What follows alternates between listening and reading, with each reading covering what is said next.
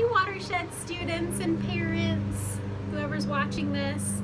I just wanted to hop on and do a quick little Devo, just share my thoughts on Sabbath rest, because we watched the Bible Project video this past Wednesday and kind of discussed what it meant for us in our Zoom calls, but I wanted to just share some more thoughts that I had about Sabbath and rest, and especially during this crazy time right now. So I was telling the girls, the middle school and high school girls, that I feel kind of like I've been on the fence of whether I've been actually observing Sabbath rest, because I have been listening to worship music more, or trying to only listen to worship music just to like help refocus my brain in my free moments.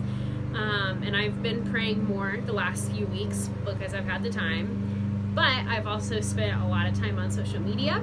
I've spent a lot of time like just scrolling stuff, and because I have more time, I just like spend hours doing nothing, and then I was not productive at all. So all that to say that we are struggling, or I'm struggling, and I think the other leaders would agree with me, with trying to figure out like a new routine, a new Sabbath. Like, what does Sabbath look like for us during this time? So we're struggling along with you guys. We're walking along with you guys through this. So what is the Sabbath?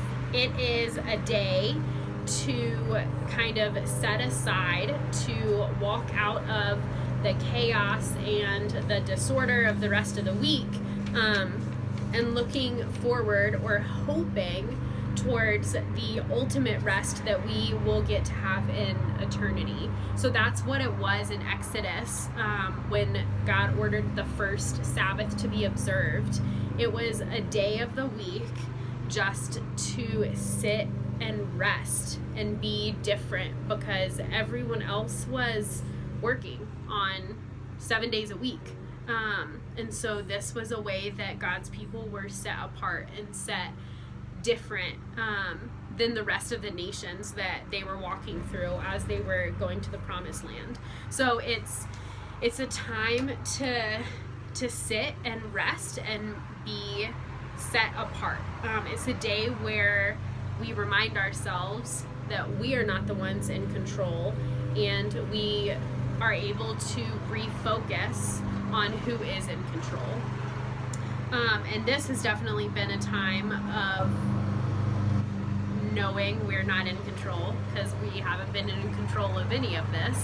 And it's also a time of kind of an unwanted break or rest, but we can still allow this time that we've been given to serve the same purposes. And especially right now, it's easy to get bogged down by the fear, the unknown, the anxiety.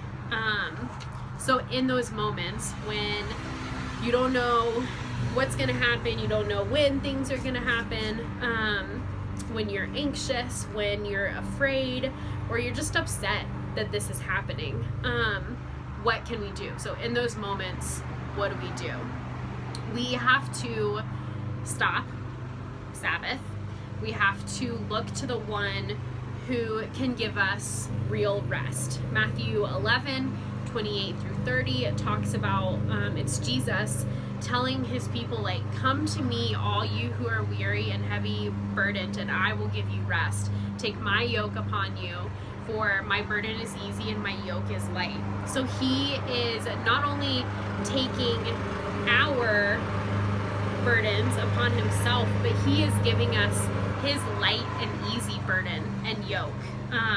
He wants to share that with us, and he wants to share the hope for the eternal Sabbath rest, like the ultimate rest that we're going to be getting in eternity.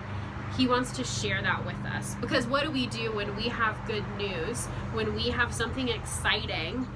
We don't just keep it to ourselves. Like, we want to reach out to people that we're close with, and we want to share that with them. We want them to like give praises and be happy along with us. And the same goes for when we're struggling. You know, like those around you want to know your burdens, and they want to share in those burdens with you.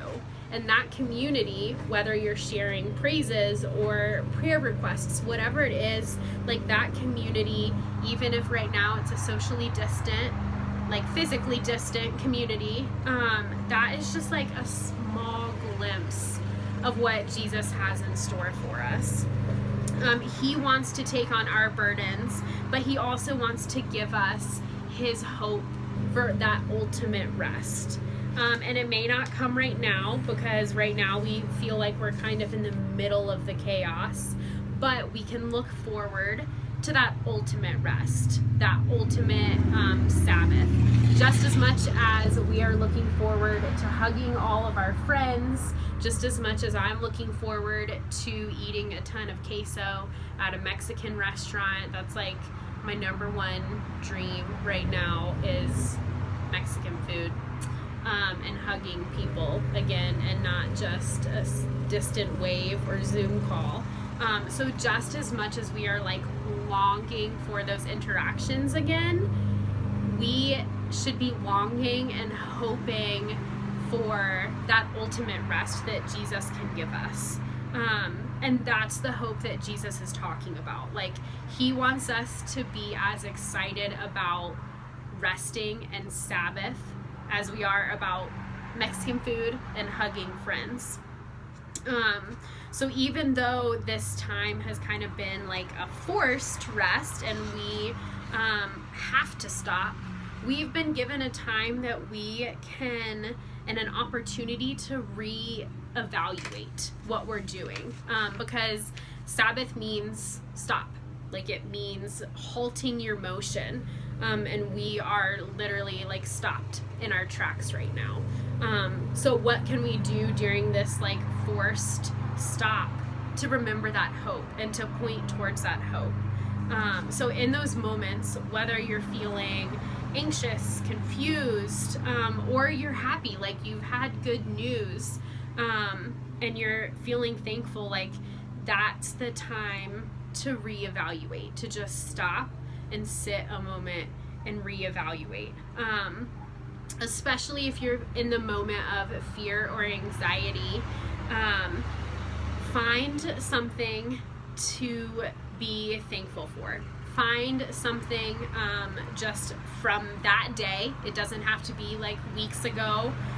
Something for that day that you are thankful for, whether it's eating a meal with your family, because when everyone is in jobs and school and everything, you very rarely get to like sit down together as a family and eat. Or maybe it's being able to sleep in and actually get like 8 hours of sleep a night, when I know most of you probably don't even get like 5 or 6 hours of sleep. Maybe it's reconnecting with friends that you haven't talked to in a while, because you have all this time and you're like, I wonder how so-and-so is doing. And you have the time to reconnect and talk to old friends. So just in those moments when you're overwhelmed right now, find one little thing that you can be grateful for or thankful for. Maybe it's just a friend reached out to you and, you know, asked how you were doing, or gave you an encouraging, you know, word or message.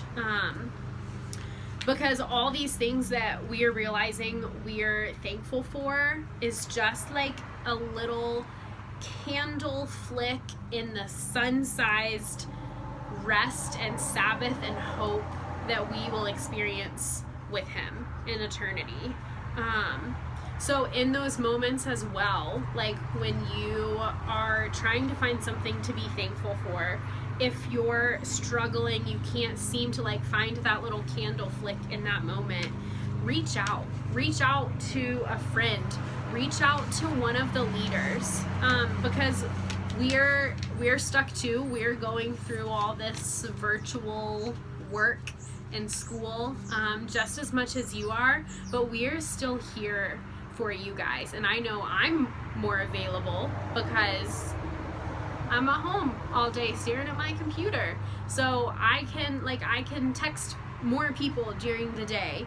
I can Zoom call more people during the day. Like, I know my family has grown closer during this time. I've done Zoom calls with my immediate family and my extended family that we never would have done if it wasn't for us like being forced to stay at home, and we're like, how can we connect with people because we're all feeling isolated. So don't be afraid to share your burdens with those who are in your community, who are around you, and share your praises too. Like, we want to hear how God is blessing you in this time. We love y'all. We are struggling alongside you. We are giving praises. We are trying to find things to be thankful for just as much as you guys are. We're all in this together, and I hope you guys are able to find that hope, that little candle flick that is pointing towards the big sun-sized rest that we're gonna have with him. Love y'all. Hope to see you soon in person, not through a screen.